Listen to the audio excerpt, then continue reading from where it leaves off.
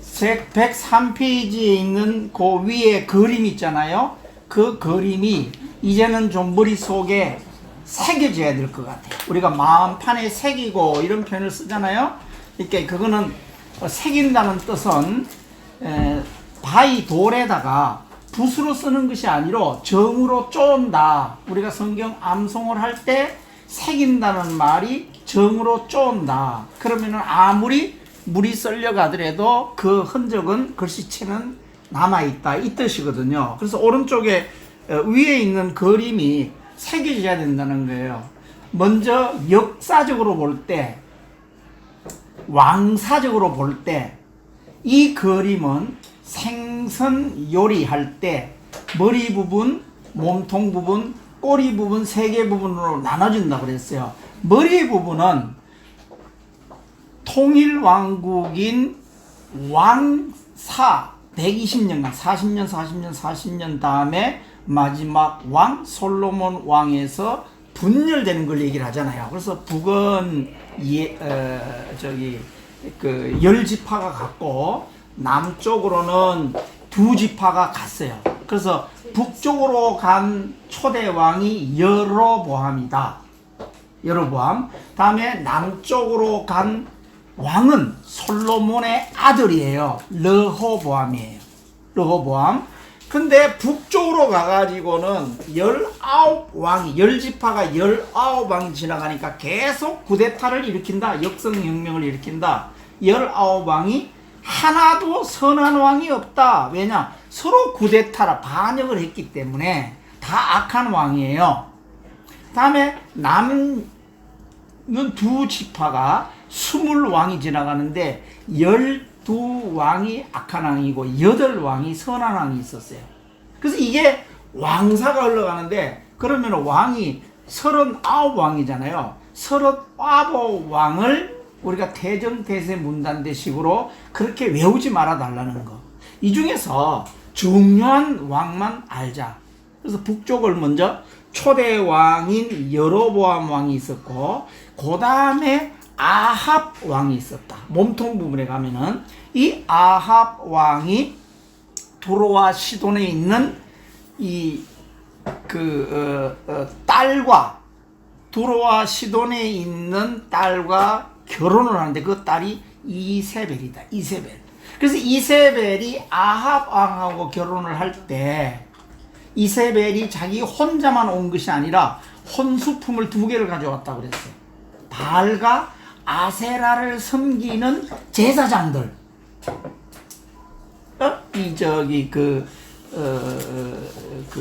점집에서 점치는 사람들과 같은 그런 사람들이 아합 왕을 섬기는 450명과 아합왕이란다.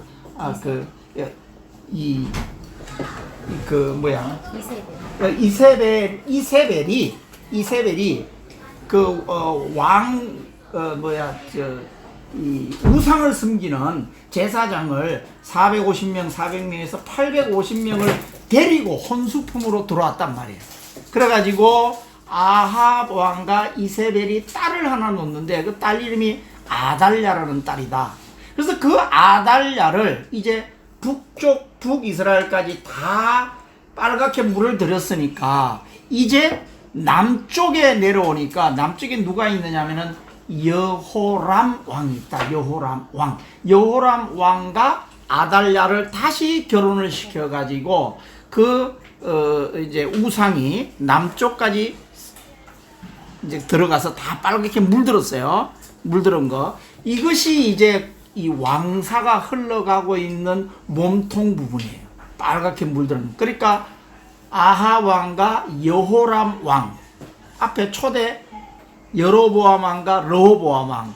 그 다음에 아합 왕과 여호람 왕인데 아합 왕 시대에서 조금만 더 지나가면은 여로보암 2세 시대가 생겨요. 2세 시대. 여로보암 2세 시대가 가장 화려한 시대예요. 국방도 튼튼하고 그 다음에 땅덩어리도 가장 많이 했고 그 다음에 문명이 발달했고 이러다 보니까 우상도 따라서 발달을 하는 거예요. 자, 하나님께서는 하나님의 영이 이스라엘 백성들이 교회가 위기가 올 때는 반드시 선지자를 불러가지고 하나님께서 하실 말씀을 하신다.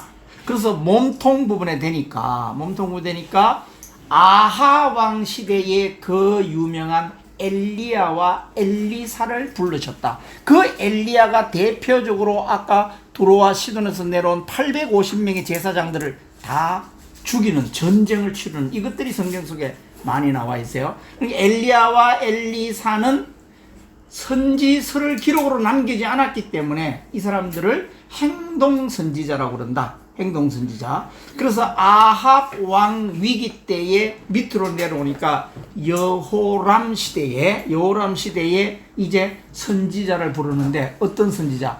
기록 선지자를 부른다. 제일 첫 번째 선지자가 오바다다. 그래서 선지서는 동네별로 옹기종기 모여서 선지서가 발행이 되는데 첫 번째 발행된 곳이 바로 여호람 시대 때에 오바다 선지자를 불러가지고 오바다서를 쓰게 한다. 이 오바다는 에돔에 대한 그러니까 그 야곱과 에서가 있는데 에서의 후손들이 모여서 사는 동네가 에돔이란 말이에요. 이 에돔에 대한 멸망을 예언한 책이 오바다서다. 그럼 오바다. 그때 다시 동네에 같이 있는 게 뭐냐면 요엘서예요. 요엘서. 그 103페이지 위에 보면은 여호람 시대 때 박스가 쳐가지고 제일 첫 번째 동네, 이제 이렇게 생각하면 돼요. 동네 이름은 여호람이에요. 여호람 동네에 선지서는 오바다서, 요엘서 두 권. 오바다는 에돔에 대한 멸망을 예언했고 요엘서 2장 28절에 보면은 이른비와 늦은비를 보내겠다 해서 성령님을 이 땅에 보내실 것을 예언하고 있다. 그래서 첫 번째 동네가 여호람 동네인데 오바다와 요엘이 있었다. 다음에 이제 북쪽으로 잠깐 점프를 합니다. 여로보암 2세 시대 때에 이제 세 사람의 선지자를 부른다. 먼저 요나를 부른다. 요나를 불러가지고 북이스라엘이 아수르에 망하기 때문에 아수르의 수도인 니느웨에 대한 하나님의 구원에 대해서 경고하는 그 선지서가 요나서예요. 요나서. 그 다음에 아모스 평민 선지자, 뽕나무를 치던 아모스 선지사가 있었고, 그 다음에 호세아와 고멜의 관계를 가지고 하나님과 이스라엘의 관계가 고멜이라는 창녀를 호세아의 아내로 삼게 한 것이 뭐냐면은 하나님과 이스라엘의 관계가 이렇게 타락한 관계다라는 걸 보여주기 위해서 호세아를 불러가지고 호세아서를 쓰게 한다. 그래서 두 번째 동네는 여로보암 2세 동네예요. 여로보암 2세 동네에 세 권, 요나, 아모스, 호세아, 이 세 권이 발생이 된다. 곧 북이스라엘은 망해요. 어디를 망해요? 마지막 왕이 호세아 왕이야. 호세아 왕 722년 7이 한다고 그랬어요. 722년에 북이스라엘이 망하는, 아수르에 망하는 시대에 밑으로 땅땅땅땅 내려오니까 남유다는 히스기야 왕이 있었다. 히스기야 왕 시대에 두 명의 선지자를 부르는 거예요. 평민 선지자인 미카 선지자를 부르고, 이제 북이스라엘이 망하고 앞으로 135년 후에 남유다도 망하기 때문에 이제 망하는 역사다. 꼬리에 꼬리. 망하는 역사에는 하나님이 하실 말씀이 얼마나 많겠어요. 그래서 선지자를 이제 막 동네별로 부르기 시작을 합니다. 그래서 아까 여로보암 2세 때에 이제 불렀다가 이제 북이스라엘이 망하는 시대에 남유다에 있는 선지자 미카와 이사야를 보는데, 이사야는 무려 왕을 5명 5세대 동안의 선지자 역할을 하기 때문에 이사야는 대선지자라고 얘기를 한다. 이사야, 예레미야를 대선지자로 얘기를 하면서 이사야서가 66장이나 됩니다. 66장. 이사야서는 구약 39권, 신약 27권, 합쳐가 이거 66권과 똑같이 구조도 39장까지는 구약의 역사. 다시 말하면은 너희들의 죄를 알겠다. 너희들 죄 때문에 너희들은 심판을 받는다. 라는 구약적인 경고가 들어있는 게 이사야 39장까지고 뒤에 40장에서 66장까지는 신약이에요. 신약. 너희들이 잘못했지만은 너희들도 하나님을 잘 믿을 때에 구원이 있다. 어디까지? 예수 그리스도가 이 땅에 오실 것까지. 이렇게 약속해주는 책이 이사야서예요. 이사야서. 그래서 이제 대선지자를 부른다. 북이스라엘이 망하고 남유다가 망하는 이 시대 때는 하나님이 할 말이 많기 때문에 이제 대선지자를 부르는데 그 유명한 대선지자가 이사야와 예레미야가 바톤 터치를 한다. 바톤 터치. 그래서 북이스라엘이 망할 때는 이사야, 남유다가 망할 때는 예레미야. 이렇게 꼬리 부분에 망하는 역사에는 대선지자 두 명을 부르는 거예요. 그래서 히스기야 동네에 다시 미가와 이사야 두 선지자 여기 공부했고, 지난주에 이제 남유다가 망할 때는 남유다는 하나님께서 굉장히 애착도 많고 그 다음에 바벨론에 잡혀갈 때에 가라는 파와 가지 말라는 파와 뭐 여러 파가 있었기 때문에 이 남유다가 망할 때는 선지서가 5건이 발생이 됩니다. 5건. 2건은 에레미야와 에레미야애가 대선지서고 소선지서 3건이 발생을 합니다. 3건. 그 여기 보면은 나훔, 하박국, 스바냐 이 3권이 발생을 합니다. 그래서 선지서가 총 17건인데 대선지서 5건, 소선지서 12건 이렇게 구조가 되어 있는데 지금 뒤에 남아있는 부분을 먼저 정리하고 넘어갑시다. 포로로 잡혀가요. 바벨론에 포로로 잡혀간 포로 시대는 성경 속에 따로 나와 있는 게 아니에요. 어디에 나와 있느냐? 다니엘과 에스겔이라는 대선지서 속에 나와 있어요. 그래서 포로 시대는 다니엘과 에스겔. 그 다음에 포로 귀환을 하면은 다시 성전을 지어야 되는데 서룹바벨 성전을 지어야 되는데 거기에서 반대 세력이 많이 있어가지고 학개와 스가랴를 불러가지고 이제 그 반대 세력을 설득하는 책이 학개와 스가랴예요. 그 마지막 남아있는 게 말락이란 말이에요. 그러면은 뒤에 두 건은 포로 시대, 포로 귀환 시대 3건. 그래서 5건을 뒤에 남겨놓으면 앞에가 몇 건이 되겠어요? 12건이잖아요. 12건, 앞에가 12건. 그러니까 소선지서 12건, 대선지서 5건. 이렇게 기억하는 것도 좋고. 그 다음에 아까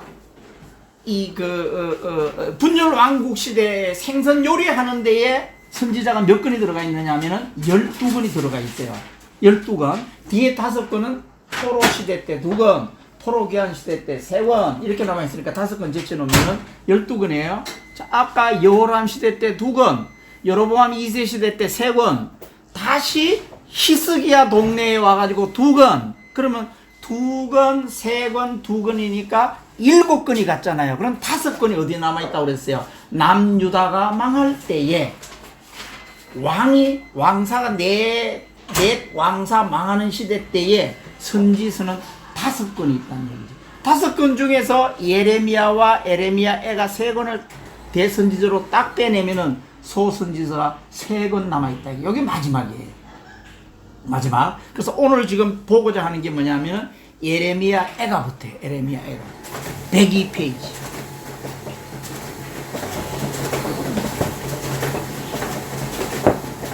구명기사님 정리 좀 됐어요?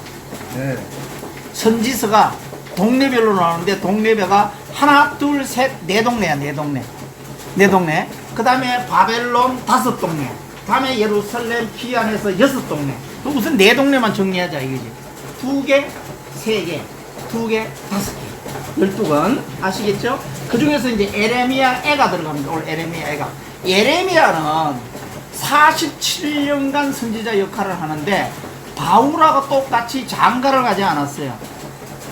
장가를 가지 않았어. 그래서 바벨론이 망하는 게 언제죠? 586. 다 팔려가란 말이에요. 다 팔려. 네? 다 팔려갈 때까지 40년간 에레미야를 기록을 하고 에레미야서를 기록하고 다 팔려간 이후에도 7년간을 더 눈물로서 망하는 모습을 다 기록한 게 에레미야 애가예요. 애가.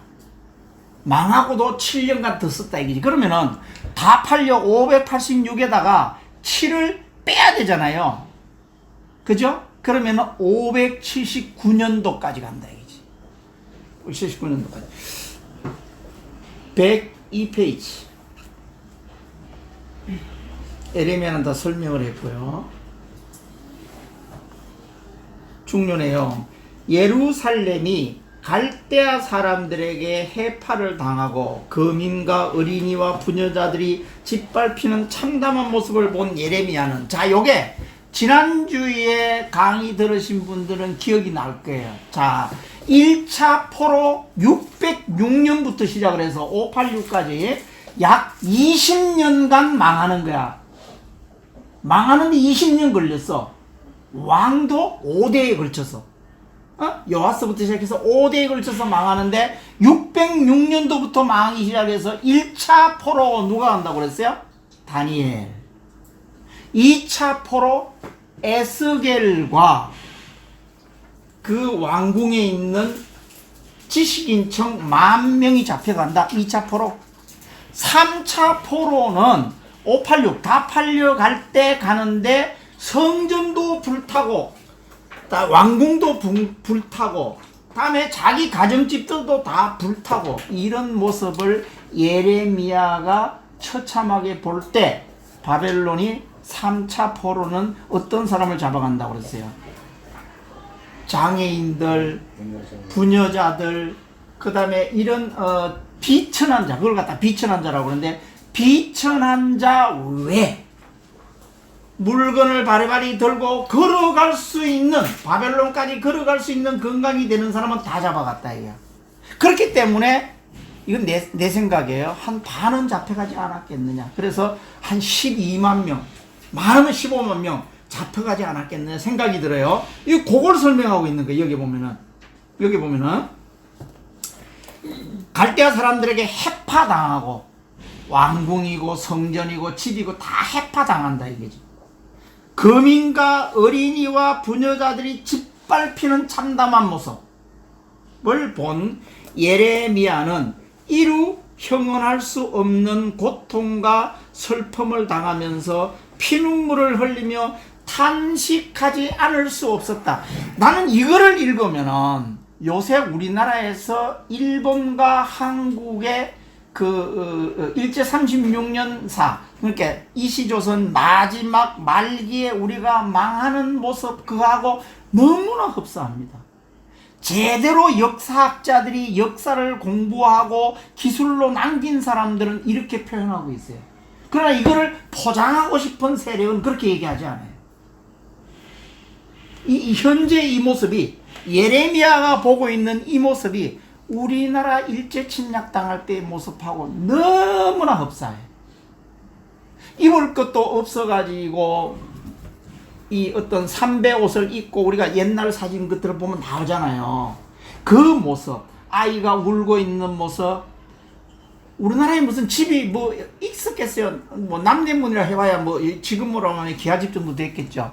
이런 모습들이 다 해파되는 모습, 이것이 이때 모습하고 너무너무 닮아 있어요.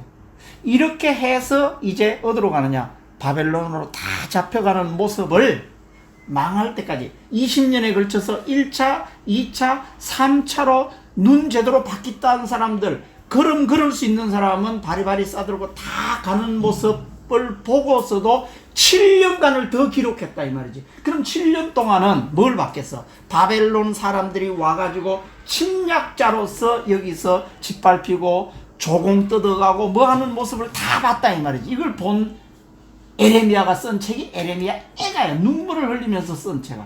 애가. 서러울 애, 억울할 애, 애자가 다 들어있는 얘기란 말이에요. 이게 에레미야 애가를 해석을 할 때 우리 그렇게 해석하면 돼요. 40년에서 47살 될 때까지 이게 에레미야가 쓴 책, 이렇게 생각하면 돼요. 그게 1번이고, 자 2번은 에레미야 애가는 쉽게 암송할 수 있도록 답간 책. 이게 뭐냐면은 에레미야 애가가요, 지금 이스라엘에 가면은 통곡의 벽이 있잖아요. 통곡의 벽에서 걔네들의 강복절 때 이 에레미야 애가를 읽는다는 거야. 다 이거를 낭송한다는 거야, 낭송. 우리 조상들의 억울했던 것을 잊지 말자. 이렇게 되는 거지. 잊지 말자. 그래서 여기 보면은 암송할 수 있도록 답간체라는 건 뭐냐면은 히브리어 가나다라 그 알파벳이 22자거든요. 22자를 우리로 말하면 이렇게 썼다 이거지. 영어로 말하면 A B 이걸 쫙 22자로 쓴 것을 답간체라고 그래. 답간체. 이렇게 잊어먹지 않고 잘 기억할 수 있도록 히브리어 알파벳 순으로 쫙 써내려갔다 이 말이에요. 이게 22자로 되어 있다로 기록되어 오늘날에도 예루살렘의 멸망을 기념하는 날, 지난 8월 15일 우리는 광복절인데 일본은 폐망절이잖아요. 똑같은 거야. 이스라엘도 광복절 3개가 있는데 두 번째 광복절, 세 번째 광복절, 이 광복절 때 이것을 통곡의 벽에 가가지고 5권의 책을 암송을 하는데, 이 암송하는데 이 에레미야 애가도 한 권이 들어있다는 거야. 예? 통곡의 벽에서 낭독된다고 합니다. 5개의 시로 구성되었으며 1, 2, 4장은 22절, 그러니까 그 히브리어 알파벳 22장이고요. 3장은 그거를 3배로 해가지고 66줄로 되어 있어요. 예? 이렇게 3장이 하이라이트인 것 같아. 그러니까 1장, 2장, 3장 66절, 4장 22절 이렇게 되어 있다 이거지. 파괴와 비탄에 대한 부르짖음, 절망과 함께 고백과 회개, 기도, 소망과 믿음에 대한 암시, 회복을 위한 기도를 담당하고 있다. 이제 우리는 다 평신도니까 우리가 히브리어를 안 배워서 그렇지, 히브리어를 배운다면은 이런 것을 공부해 보면 정말 재미있을 것 같아요. 시편을 공부해 본다든지, 그 다음에 이거 답간체로 되어 있는 에레미야 애가 같은 거를 그때 당시를 한번 회상해 보면서, 우리가 흑백 사진을 보고 흑백 필름을 돌린다고 생각하면서 이걸 읽어보면은 정말 에레미야의 심정이 어떤 심정이었는지를 아마 좀 알 수 있을 것 같아요. 그건 우리가 그냥 상상력으로 한번 생각해 봅시다. 에레미야 애가의 중요 내용은 여기 보면은 황폐된 예루살렘이 이제 다 회파됐다 이 말이지. 하나님의 진노, 비탄에 빠진 선지자, 포위 당시의 슬픈 정경과 소망. 어느 판은 바벨론으로 빨리 잡혀가지고 70년간 찍소리하지 말고 가만히 있으면 하나님이 다시 구해준대 라고 얘기하는 어떤 선지자들, 지식인들이 있느냐 하면은, 어떤 판은 무슨 소리 하는 거야, 70년을 어떻게 기다려, 한 2, 3년만 되면 하나님이 구해줄 거야, 이렇게 얘기하는 또 파가 있었거든요. 이런 파들이 또 얘기하는 것, 이게 막 이제 세상이 굉장히 혼란스러우니까 요새로 말하면 가짜 뉴스가 막 등장을 하는 거지. 이때도 보면 회복을 바라는 기도, 이런 내용으로 에레미야 애가가 쓰여졌어요. 에레미야 애가를 우리는 많이 인용하는 건 아니에요. 우리가 성경 암송반에도 에레미야 애가 3장 22, 23절 있긴 있어요. 있는데 에레미야 애가를 많이 응용하지 않는데, 제대로 우리가 한번 이런 걸 알고 읽는다 그러면은 남유다의 말기 상황이 어떤 상황이었을까, 거기에서 에레미야가 부르짖는 거와 이제 스테레오라고 얘기를 했어요. 예루살렘에는 예레미야가 지금 부르짖고 있고, 이미 20년 전부터 잡혀갔으니까 바벨론에는 다니엘과 에스겔이 스테레오로 지금 부르짖고 있거든요. 이렇게 부르짖는데, 부르짖는 게 두 사람 간에는 서로 메신저로 연락하면서 동일한 걸 부르짖는데, 반대 세력들이 그거에 대한 반대를 얘기하는 것들도 많기 때문에 가짜 뉴스가 온 예루살렘을 뒤덮고 있었다 이 말이지. 그래서 듣지 말라는 세력, 듣는 세력. 그래서 이제 포로로 간 바벨론에는 3개의 그룹이 있다고 그랬어요. 캐세라세라, 70년을 어떻게 기다려, 그냥 인생 먹고 끝내야지 내 세대에, 이렇게 얘기한 그룹이 있었느냐 하면은 아니야.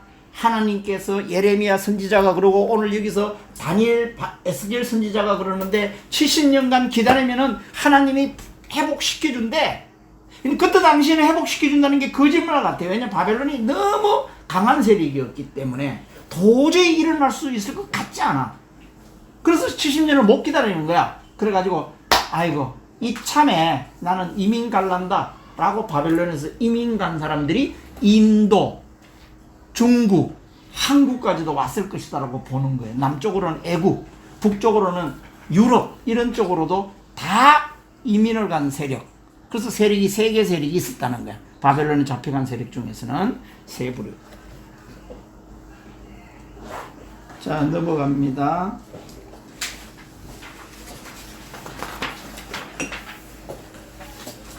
대선지서가 이사야가 북이스라엘이 망하는 시대, 남유다가 망하는 시대에는 에레미야가 세 권이 지나갔어요. 대선지서 세 권. 그럼 남은 거는 소진 선지서 세 권 남아 있어요. 이제 남유다가 망할 땐 5권이라고 그랬으니까 에레미야가 지나가고 나훔, 스바냐, 하박국 세 사람에 남아 있어요. 나훔. 자, 그런데 38페이지 한번 봐요. 38페이지.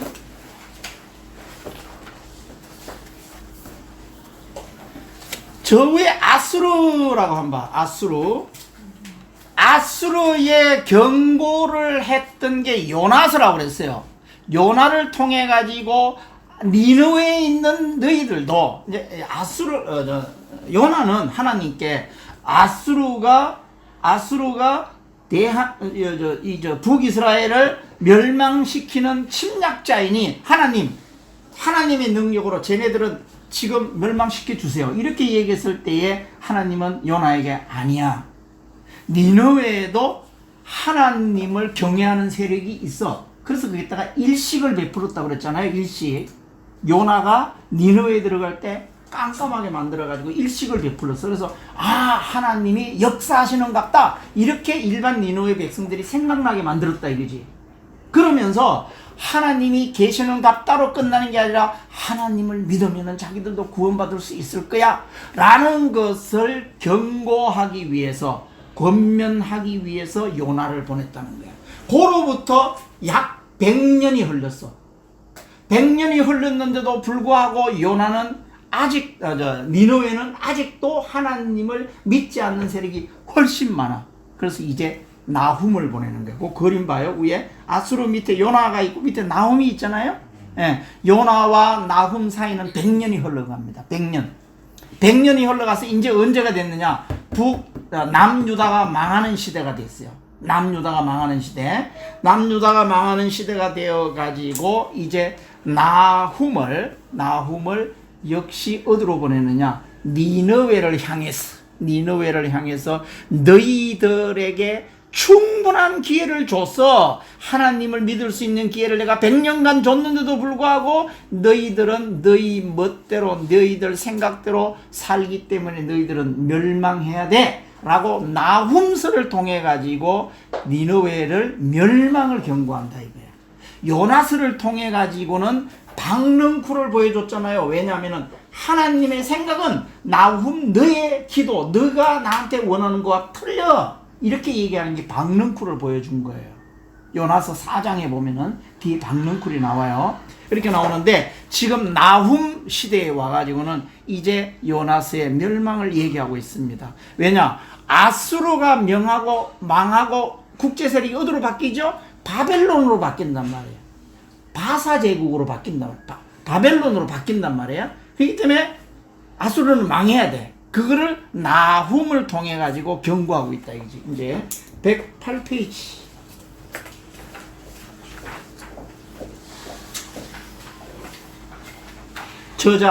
본서의 저자는 엘고스 사람 나훔으로 유대 선지자이다. 유대 선지자이지만은 자기의 습비가의 방향이 어디로 가 있어요? 니느웨에 가 있다 이거지. 니느웨를 향해서 남쪽에 있는 선지자가 부르짖고 있다 이런 얘기예요. 엘고스의 위치는 갈릴리에 있는 엘케시 지방 가버나움, 아스루, 모술 근처에 알쿠시, 예루살렘과 가자 지역 사이에 엘레케이시, 케세이 등 명확하지 않다. 기록 연대는 이제 아수르에 함락한 BC 600년 아수르 제국이 멸망한 612년 사이로 본다. 아수르의 수도 니느웨를 향한 심판을 전한 책이다. 이제 완전히 멸망을 예언하고 있다. 중심 주제, 하나님을 모르고 스스로 행한 죄악으로 인하여 멸망할 니느웨. 아수르는 하나님을 징계하시는 하나님의 도구로 사용되었으나 스스로 행한 죄악과 강포로 인해서 멸망당할 것을 예언하고 있다. 자, 잠깐 한번 생각해 봐요. 요거 여러분들 잘 생각해야 돼요. 요나를 불러가지고 니느웨에 경고를 할 때는 하나님의 섭리 차원에서 보면은 니느웨, 그러니까 니느웨가 수도니까 아수르라는 툴을 이용을 해서 누구를 경고하고 있는 거냐 하면은 북이스라엘이 아합 왕 시대부터 시작해서 너무 이 죄악이 물들었기 때문에 하나님의 섭리 차원에서 보면은 북이스라엘을 멸망시키기 위해서 아수르라는 나라를 잠깐 등장시켜서 도구로 사용했다 이 말이에요. 하나님의 섭리 차원에서 보면 이걸 모르는 요나는 하나님 쟤네들 좀 혼내줘요. 쟤네들 망하게 해주세요. 우리가 이스라엘 백성이고 하나님께서 애굽에서 여차 지금까지 데리고 온 하나님의 나라 제사장 백성 아닙니까? 우리를 왜 쟤네들이 죽이려고 그러는데 그들을 보고 계십니까? 쟤들 좀 혼내주세요. 이렇게 얘기합니다. 이게 요나는. 그러나 하나님 차원에서 봤을 때는 너희들이 너무 죄악에 물들고 너희들이 하나님의 나라가 될 자격이 없어. 너희들을 멸망시키기 위해서 아수르를 잠깐 내가 쓰는 거야. 이렇게 된다 이 말이지. 그게 어느 시대냐 하면은 요나 시대예요. 그러나 나훔 시대가 돼서는 얘네들을 100년간이나 경고를 줬는데도 불구하고 말을 도대체 안 들어먹으니까 아니야. 너희들도 아니구나. 이제 바벨론이라는 국제 질서를 등장시키면서 아수르를 멸망시키는 거예요. 그러니까 하나님의 세계사적 경영, 12,000피트 상공에 올라가지고 주변 국가를 다 보는 세계사, 네박자 구원을 한다고 얘기를 했잖아요. 그런 차원에서 국제 정세를 봐야 된다 이 말이에요. 지금 이게. 그래서 요나서와 나훔서를 우리가 잘 이해를 해야 돼요. 하나님을 모르고 스스로 행한 죄악으로 인하여 멸망할 니느웨. 아수르는 이스라엘을 징계하신 하나님의 도구로 사용되었다 이거야. 네? 도구로 사용되고 나면 이제 용도 폐기. 하나님께서 아수르를 더 이상 쓸 필요가 없어. 이제 누구를 써야 돼? 바벨론을 써야 되거든. 그래서 스스로 행한 죄악과 강포로 인해서 멸망당할 것을 예언한다 이 말이지. 나훔이 그 역할을 한다 이 말이야. 이제 너희들 용도 폐기 다 끝났어. 너희들이 회개하지 않기 때문에 너희들은 이제 망해야 돼. 어디에? 바벨론에 망해야 돼. 이렇게 된다 이거지. 이제 바벨론은 어째 보면은 이스라엘 백성들 약 12만 명을 70년간 이렇게 보호해주는 역할을 하는 거예요. 보호. 내가 보호란 말을 쓰지만 사실은 회개할 수 있는 기간을 70년간을 주는 거지. 예? 우리 지난주에 배웠죠? 70년이라는 게 어디서 나왔어요? 이 안식일을 490년간이나 안 지켰다고 그랬잖아. 그래서 7로 나누니까 70년간이라고 그랬어. 너희들의 죄악을 탈색시키는데 기간이 70년이 필요하다.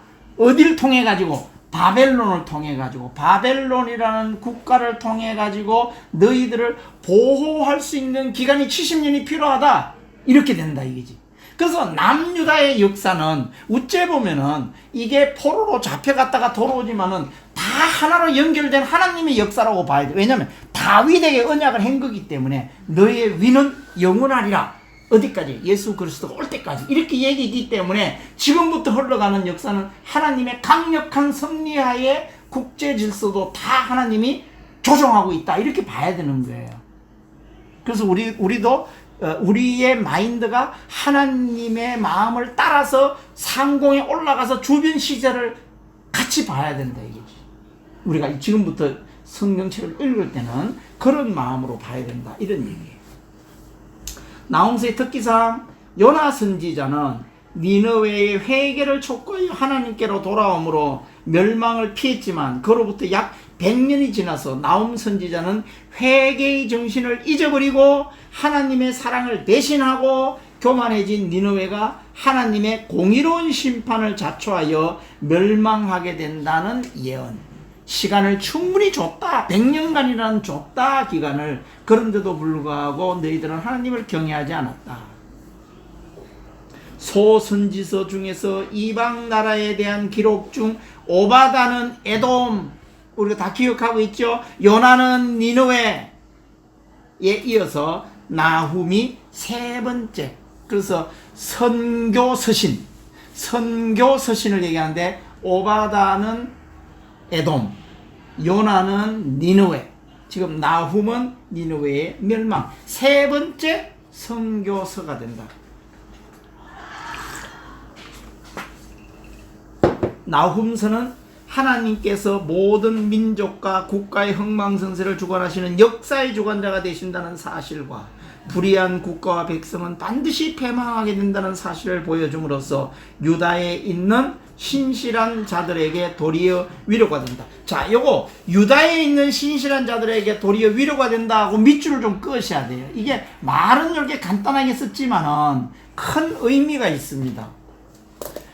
자, 요나를 한번 생각해 봐요. 요나가 하나님에게 따졌잖아요. 하나님, 우리가 제사장 나라 거룩한 백성인데 우리를 애굽으로부터, 아브라함으로부터 시작해서 지금까지 유구한 역사를 끌고 온 것이 하나님 나라를 이루기 위한 것 아닙니까? 라고 얘기했잖아요. 그런 우리를 저 니느웨의 저 아수르 사람들이 우리를 멸망시키려고 합니다. 이렇게 얘기를 하잖아요.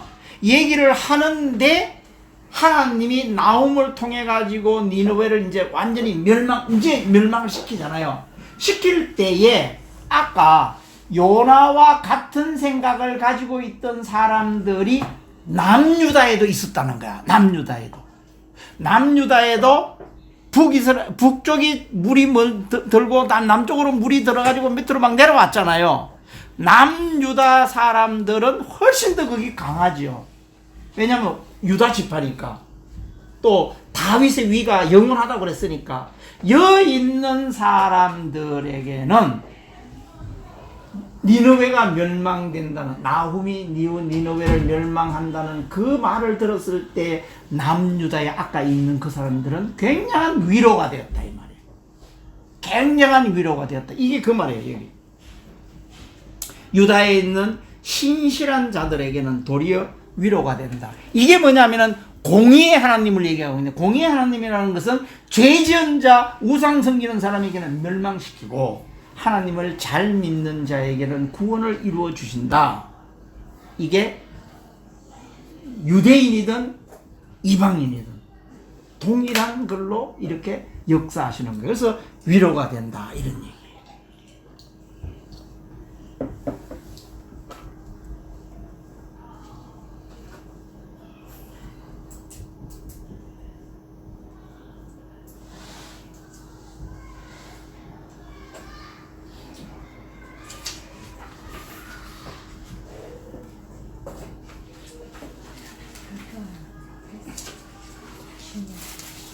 4번 나훔서는 뛰어난 시적 재능을 발휘하여 생생한 비유를 회화적으로 사용하였고, 서론은 히브리어 알파벳 순으로 이루어진 답간장 설명했어요. 히브리어 알파벳 22개로 지어졌다 이런 얘기예요. 내용은 니느웨에 대한 멸망을 선포한다. 이제 이건 경고가 아니야. 멸망이야. 시간을 충분히 100년간 줬기 때문에 하나님의 심판의 일반적 특징, 니느웨의 멸망과 유다의 구원, 니느웨의 멸망에 대한 묘사, 니느웨 성의 멸망의 필연성, 선포된 판결, 멸망의 원인, 멸망의 불가피함. 이제 이것은 나훔서를 읽어보면은 나훔서가 얘기하는 톤과 이 요나가 얘기하는 톤은 완전히 달라요. 나훔서는 이제는 너희들에게 기회를 충분히 줬는데 그 기회를 안 받아들였으니까 너희들은 멸망해야 돼 이렇게 얘기를 한다 이거지.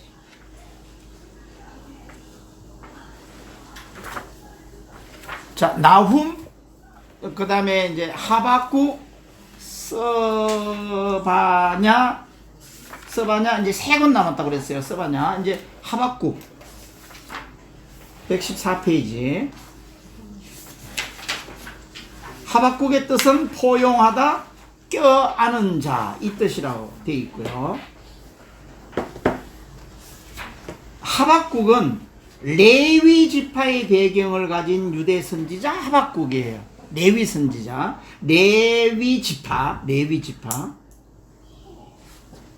그러니까 레위 지파가 거의 다 망했고 다 쌍놈같이 되어 것으로 우리는 해석을 했는데, 이렇게 아직도 선지자로서의 자질을 가진 사람, 공부 많이 한 사람들은 있다, 이런 얘기예요. 지금 이 하박국은 레위 지파 사람이에요.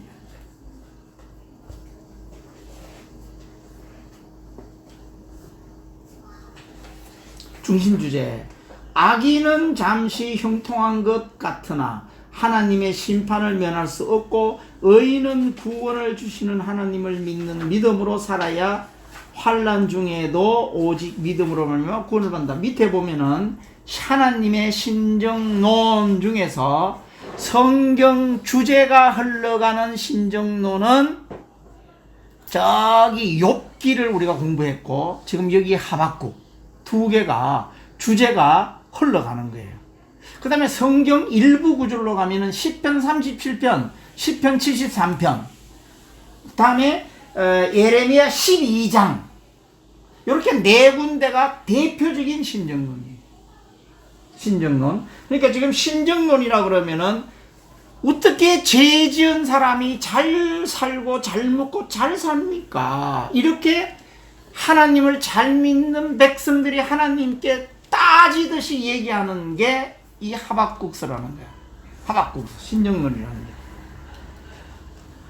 하박국서 특징상 하박국서는 하나님과 선지자의 기도와 응답을 대화책 형식으로 기록한 독특한 책으로, 다른 선지서들은 하나님을 대변하여 이스라엘 백성들에게 죄를 회개하고 하나님께로 돌아오기를 역설하는 대화책이나, 하박국서는 이제 반대예요. 하박국서는 선지자가 이스라엘 백성을 대신하여 하나님께 어찌하여 의인의 고난을 당하도록 내버려 두시겠나이까? 자, 시대적 상황을 한번 봐요.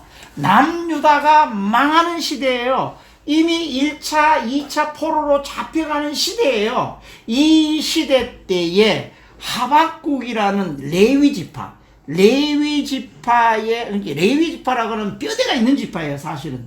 레위 지파가 우리 사사기에서 보면은 레위 지파가 자기 역할을 잘 못해가지고 하나님의 말씀이 전수도 안 되고 이렇게 됐지만은, 이 레위 지파 중에서 공부를 했다는 하박국이라는 사람이 뭐라고 얘기하느냐. 그 앞에 이게 잘 들으셔야 돼요. 선지서 그러면은 하나님께서 하시고 싶은 말씀을 인간에게 전달하기 위해서 선지자를 딱 불러서 얘기한다. 이게 일반적으로 선지서예요. 그러나 하박국서는 하나님께 백성들의 뜻을 전하는 사람이다. 그러니까 우리가 의자를 돌려앉은 거예요. 백성들의 모든 소리를 들어가지고 하나님께, 백성들이여 내가 하나님께 말씀드리겠습니다, 이렇게 얘기하면서 하나님께, 여기 보면은 어찌해서 우리 의인들이, 유대인들이, 이스라엘 백성들이 이렇게 고난을 당하도록 내버려 두시나이까? 라고 하나님께 어찌 보면 따지듯이 얘기하는 게 하박국서예요. 그러니까 이 시대의 배경은 충분히 그러고도 남을 수 있습니다.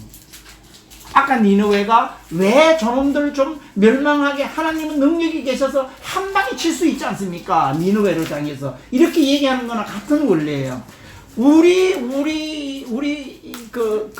유대 백성들을, 이스라엘 백성들을 어째 이렇게 막 성전도 불타지, 왕궁도 불타지, 각기집도 다 불타지, 바벨론이 와가지고 다 가져가잖아요. 이렇게 어떻게 놔두십니까? 하나님 너무하지 않습니까? 이렇게 하박국이 따지듯이 얘기하는 거예요. 그럼 하나님이 뭐라고 그러겠어요? 하박국아, 나한테 따지지 말고 너희 백성들에게 너희들이 지금까지 해온 짓거리를 알렸다, 회개하거라. 너희들은 한 70년간 회개할 수 있는 기회를 내가 줄게. 이것을 전해라. 이렇게 하박국에게 얘기하시는 상황. 이게 신정론이라는 거예요. 신정론. 하박국이 백성들의 뜻을 하나님께 따지듯이 얘기를 했을 때에 하나님이 하박국에게 뭐라고 얘기하느냐 하면은 다 이것은 나의 섭리 안에 있는 거야. 너희들이 잘못해가지고 너희들은 한 70년 기간이 좀 필요해. 그때까지 너희들은 너희들 죄를 회개하고 너희들은 바벨론에서 잡혀가서 거기서 하나님 잘 섬기고 있으면 70년 후에 돌아오게 해줄게. 이렇게 얘기하는 게 하박국서라는 거예요.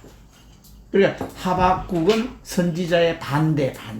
백성들의 뜻을 하나님께 따지듯이 전달하는 거예요. 이게 그 말이에요. 어찌하여 의인의 본을 전달해 주시나이까? 라고 신정론적인 질문을 던지고 하나님께서 이에 대해서 답변하는 형식으로 되어 있다. 밑에 2번 봐요. 하박국서는 신앙 변증서라고 할 만큼 신학 사상을 담고 있는 책이다. 선지자가 어떻게 해서 불의한 자가 의인보다 덕세할 수 있나이까? 이방인들이 어째해서 우리 유대인들보다도 훨씬 더 잘 살고 저렇게 힘의 논리로 할 수가 있습니까? 라는 질문에 하나님께서는 그 유명한 오직 의인은 믿음으로 살리라. 하박국 2장 4절이에요. 하박국 2장 4절이 오직 의인은 믿음으로 살리라. 여기에 믿음에 여러분들 나를 비롯해서 우리들의 믿음을 한번 대입해 보면 돼요.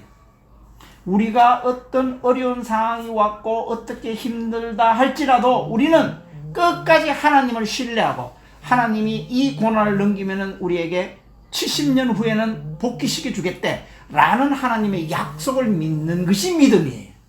여기 보면은 오직 의인은 믿음으로 살리라 라는 이신덕이의 말씀을 제시하신다.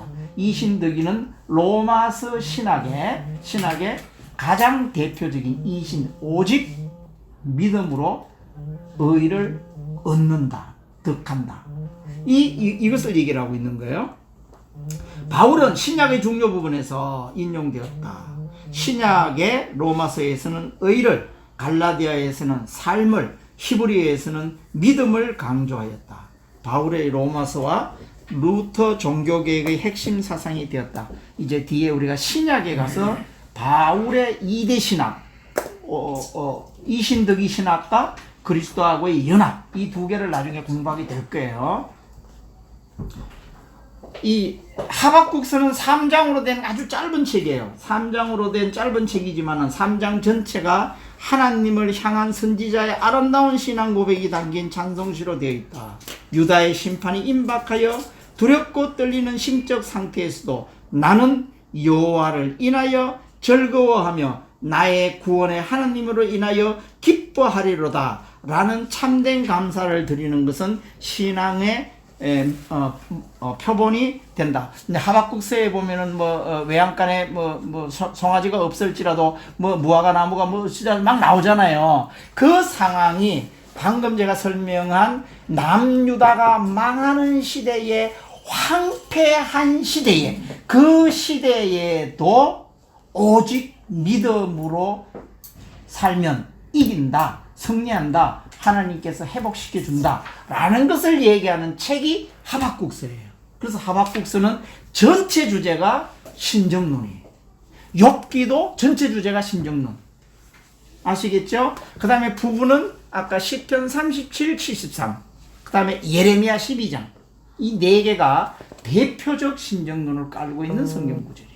그래서 하박국서를 우리가 찬양대원들도 많이 인용하고 목사님들도 많이 인용하는데 아마 오늘 돌아가셔서 하박국서 3장밖에 안 되니까 다시 한번 읽어보시는데 꼭 그때 시대상이 우리 조선시대 마지막 망할 때 일본 침략시대를 생각하시면서 그 처참한 모습을 생각하시면서 하박국이라는 레위지파의 사람이 백성들의 뜻을 하나님께 얘기했을 때 하나님이 얘기하는 답변이라, 이게 답변. 그걸 읽어보시면은 너무너무 실감 날 거예요. 그래서 하박국서를 짧지만은 짧으니까 한번 돌아가셔서 꼭 보시면은 도움이 될 거예요. 115페이지 내용 요약도 있네. 하나님과 하박국의 대화예요. 선지자의 첫 번째 질문 하나님의 답변, 두 번째 질문 하나님의 답변. 그러니까 질문이 백성들이니까 먼저 백성들의 뜻을 얘기를 하고 있고 하나님이 답변하신다 이런 얘기예요. 응답받은 하박국이 3장에서는 감사와 찬양을 드리는 거예요. 하나님의 성품에 대한 찬양과 능력에 대한 찬양, 하나님의 목적에 대한 찬양과 믿음의 축복을. 그러니까 1장, 2장은 백성들이 하나님께 질문하고 하나님이 답변하는 거고 3장은 그 답변에 대해서 감사와 찬양을 올려드리는 시. 그러니까 너무너무 아주 이 훌륭한 시 한 편이 나올 거예요. 하박국서 꼭 한번 좀 읽어보시길 바라요. 그 읽어보면은 심정론이 뭐라는 것이 확 드러날 거예요. 120페이지 이제 마지막 서바냐예요. 서바냐. 나훔, 하박국, 서바냐. 세 권이 있었다고 그랬어요. 아까 예레미야, 이거는 대선지자로 분류했고 이제 나훔은 요나에 니누에 대해서, 아수르에 대해서. 그 다음에 하박국은 백성들이 하나님에 대해서. 이제 서바냐예요. 서바냐 제일 마지막 이제 남유다의 제일 마지막이에요. 본서 저자는 히스기야 왕의 현손. 히스기야가 13대 손이라고 그랬어요. 13대 손. 13대 손의 현손인 유대 선지자 서바냐이다. 선지자 미가는 아까 평민 출신이라고 그랬잖아요. 그 다음에 이사야는 귀족 출신인데 이 서바냐는 왕족 출신이라는 거예요. 왕족 출신. 왕궁에서 그 왕족들이 쓰는 용어, 왕족들이 공부한 거, 왕족들이 생각하는 것을 너무 잘 알고 있는 서바냐이기 때문에 하나님이 왕족들의 하고 싶은 얘기가 있다 이거야. 그 다음에 평민들은 왕족들의 심리, 왕족들이 살아가는 모습을 잘 몰라요. 그래 평민들에게 얘기하는 것은 아까 아모스, 미가를 통해 가지고 평민들에게 얘기하고 있다 이런 얘기예요. 이사야는 귀족 출신이에요. 예루살렘 궁정 문제와 정치적인 이슈들을 많이 다루고 있다. 이사야와 아모스의 영향을 받았을 것으로 여겨져 위대한 선지자들의 메시지를 잘 활용하여 7세기 말에 혼란스러운 유다 상황에 잘 적용하였고 요시야 왕의 종교개혁과 예레미야 선지자에게도 영향을 미쳤을 것으로 본다. 예레미야 선지자가 어떤 왕 안에서 일어나는 일에 대해서 많이 영향을 줬을 것이다. 그래서 대선지서인 예레미야는 아주 폭넓게 다루고 있잖아요. 거기에 이 서바냐가 영향을 좀 미쳤을 것이다. 이렇게 본다는 얘기예요.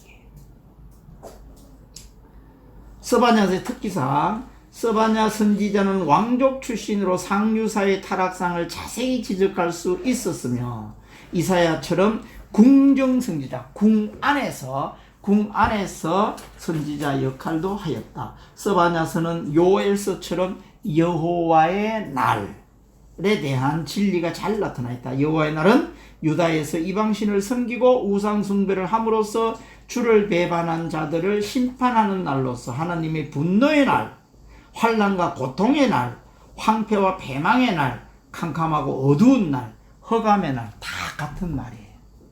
성경 속에 그런 말이 나오면은 다 같은 말이에요. 이게 심판하는 날을 얘기하는 거예요. 그러나 주의 은혜를 사모하고 주를 찾으며 의지하는 자들에게는 구원의 날이다. 다 같은 날인데 의인들에게는 구원의 날이고 악인들에게는 패망의 날이다. 이런 얘기예요. 주제 성격 구절인 서바냐 3장 17절은 주를 믿고 따르며 주님을 구하는 자들을 향한 하나님의 위로인 것이다. 스바냐서는 생동감이 넘쳐 흐르는 문체와 언어로 다른 선지서들과 통일성과 조화를 잘 이루어 유사한 부분이 많고 히브리어 평행법을 사용하고 있다. 내용, 유다에 다가올 심판. 이제 유다도 곧 다 팔려. 586 이제 그 시대가 왔기 때문에 안을 봐라. 그 다음에 열방에 임할 진노 주의를 봐라. 그 다음에 심판 후에 올 회복 그 너머를 보라.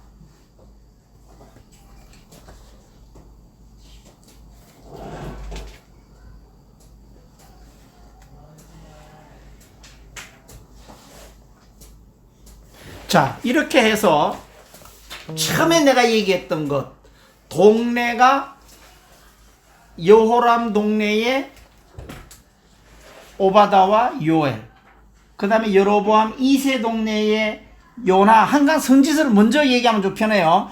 요나, 아모스, 그 다음에 호세아, 이렇게 2개, 3개. 그 다음에 밑으로 내려와서 히스기야 시대 때 미가와 이사야서에서 바로 바톤 터치한 예레미야가 대선자 가고, 그 다음에 마지막 유다 망하는 시대에 이제 나훔을 불러가지고 저 아수르를 멸망시키는 것을 경고하고 있고, 나훔, 하박국, 스바냐, 이렇게 해서 12권의 선지서가 동네별로 다 끝났어요. 그러면 아까 생선 머리 부분, 몸통 부분, 꼬리 부분 망하는 역사까지 왕사가 흘러가고 있고, 그 사이에 하나님께서 동네별로 선지자를 불러가지고 선지서를 기록하게 했다. 이렇게 해서 이제 분열 왕국이 다 망해가지고 9시 31분에 분열해가지고, 그 다음에 북이스라엘이 722년에 망하고 남유다가 다 팔려가는 게 586년이다. 여기까지 간 거예요. 그러면 지금 어디까지 와 있어요? 586년. 그로부터 예레미야 애가가 7년 더 갔으니까 579년까지 지금 간 거예요. 그러면은 예수님이 오시기 전 말라기서가 400년의 그 침묵기가 있고 말라기서가 430년에 기록이 됐으니까 589년하고 말라기서 430년 사이에는 이제 겨우 남아있는 게 한 130년밖에 안 남아있어요. 130년에서 70년 바벨론 생활을 빼봐요. 그럼 60년밖에 안 남았어요. 이제 곧 임박이야. 구약이 곧 끝나게 돼. 구약이 곧 끝나게 돼요. 끝나게 되기 때문에 이제 바벨론에 이제 이게 비천한 자들 한 절반이 예루살렘에 아주 피폐한 모습으로 살고 있고, 거기에 예레미야가 부러졌다가 예레미야도 애굽으로 내려가 버렸어. 그럼 여기는 없어. 제대로 얘기할 사람이 없어. 이제 어디로 가 있느냐? 다 건강하고 제대로 된 사람들은 다 바벨론에 가 있는 거야. 바벨론에 얼마? 한 12만 명에서 한 5만 명 가 있다.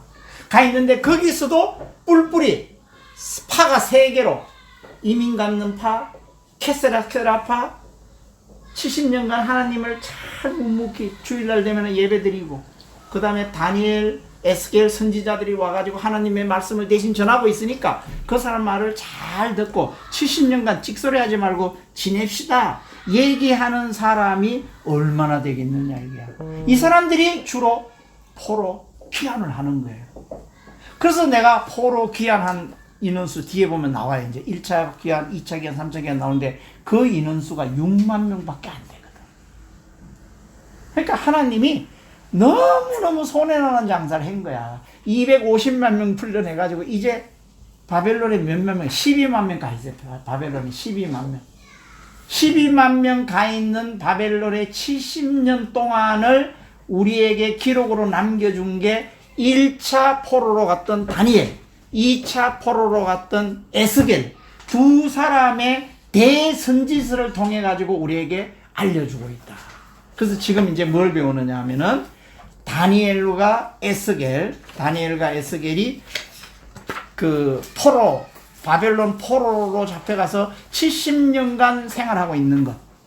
이제 그걸 공부하게 될 거예요. 그래서 오늘은 이제 다니엘과 에스겔은 다음 주에 하도록 여기까지 해서 이제 남유다가 다 팔려간 망하는 거기까지 공부했어요.